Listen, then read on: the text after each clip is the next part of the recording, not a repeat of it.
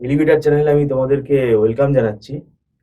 যারা তোমরা এই 2023 সালে ওয়েস্ট বেঙ্গল জেকা এক্সাম 2023 যারা দিয়েছো, তোমরা নিজেরা পরীক্ষা দিয়ে তোমাদের একটা আইডিয়া হয়ে গেছে এতদিনে। আমি এটা মনে করি যে তোমরা কিরকম অ্যাটেন্ড করেছো, কোনগুলো ভুল যেতে পারে তোমাদের, এবং তোমাদের স্কোর কত আসতে পারে, এটা তোমরা এখন আইডিয়া পেয়ে গেছো। আহ, এখন ব্যাপারটা হচ্ছে তোমরা আর কতদিন বসে থাকবে। কারণ কলেজে অ্যাডমিশন প্রসেস একটু মানে সময় সাপেক্ষ ব্যাপার। এবার এমসি এর মতো একটা ভারী কোর্স, এখানে আমাদের তো ফার্স্ট সেমিস্টারের পরীক্ষাটাও তো মাথায় রাখতে হবে। তা এখনো অনেকে দেখছি আমি, তারা বসে আছে কবে জেকার রেজাল্ট পাবলিশ হবে এবং কবে অ্যাডমিশন প্রসেস কমপ্লিট হবে সেই ভরসায় বসে আছে। এর আগের বছরও আমরা বারবার করে বলেছি যে এটা টাইম কনজিউমিং প্রসেস, কিন্তু তা বলে তুমি যদি বসে থাকো, বসে থেকে সময়টা তো নষ্ট হচ্ছে। কেননা এমসিএ যদি ম্যাকাউট ইউনিভার্সিটির আন্ডারে তোমরা অনেকে অ্যাডমিশন হয়তো নেবে, কিন্তু সেখানে লাভটা কি হবে? কেননা ফার্স্ট সেমিস্টারে প্রায় কম্পালসারি সাবজেক্ট তোমার 4খানা রয়েছে, এছাড়া আরো এক্সট্রা পেপার রয়েছে।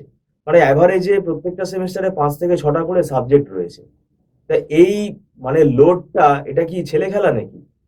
এই লোডটা কি পরীক্ষার 2 মাস আগে তুমি নিতে পারবে? পরীক্ষার 1 মাস আগে নিতে পারবে? আমাকে অনেকে এনকোয়ারি করে, সেইটা আমি আমাদের অভিজ্ঞতা থেকে আমি বলছি। মানে আগের বছরও হয়েছে, মানে পরীক্ষার আমি দেখেছি 15 দিন আমাকে ফোন করছে, পরীক্ষার 1 মাস আগে ফোন করছে।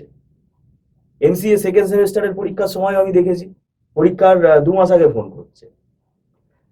তার মানে ব্যাপারটা কি? ব্যাপারটা হচ্ছে যে গাফিলতি, যে ও ঠিক ম্যানেজ হয়ে যাবে, কিন্তু ম্যানেজ করতে গিয়ে তো সাপ্লি আসছে। কেননা এখন তো আমাদের সিসিটিভি সার্ভিলেন্সে পরীক্ষা হচ্ছে, আর এই কথাটা আমাদের চ্যানেলে আমরা বললে অনেকের আবার গায়ে লেগে যায়। তো গায়ে লাগলে আমাদের কিছু করার নেই।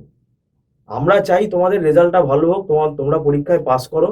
কিন্তু এখন টেকনিক্যালি যদি আমি ব্যাপারটাকে দেখি, ফার্স্ট সেমিস্টারে 4খানা সাবজেক্ট কম্পালসারি যেটা রয়েছে, Python programming, database manage RDBMS, database management system যেটা, আর কম্পিউটার অর্গানাইজেশন আর্কিটেকচার, আর ডিসক্রিট ম্যাথামেটিক্স। এই 4টে compulsory paper, very loaded paper, প্রচুর ভারী পেপার। এই 4টে পেপার 2 মাস আগে 3 মাস আগে কিন্তু তুমি মানে সমুদ্র, কিছু বুঝতেই পারবে না।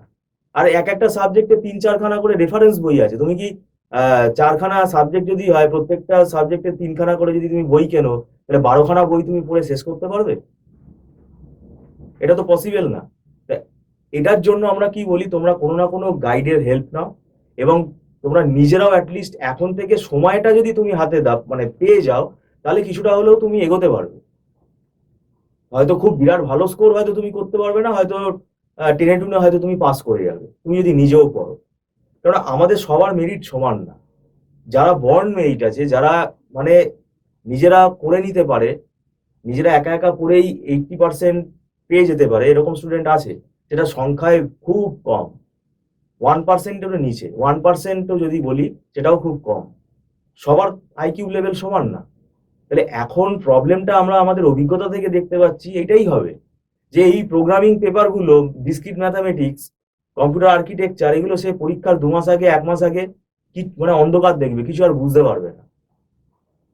তাহলে তোমার যদি একটা টিচার গাইডেন্স তুমি পাশাপাশি নিতে থাকো, সে তোমাকে কি হবে, কমপ্লেক্স জায়গাগুলোকে বুঝিয়ে দেবে। কমপ্লেক্স জায়গাগুলো তোমার কাছে ক্লিয়ার হয়ে যাবে, তোমার কাছে কি হবে, টাইমটা সেভ হবে।